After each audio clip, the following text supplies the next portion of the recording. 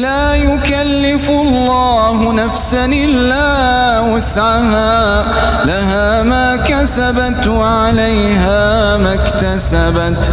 ربنا لا تؤاخذنا إن نسينا أو أخطأنا. ربنا ولا تحمل علينا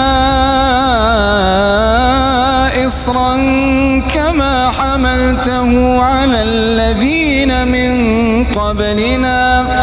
ربنا ولا تحملنا ما لا طاقة لنا به، واعف عنا واغفر لنا وارحمنا، أنت مولانا فانصرنا على القوم الكافرين.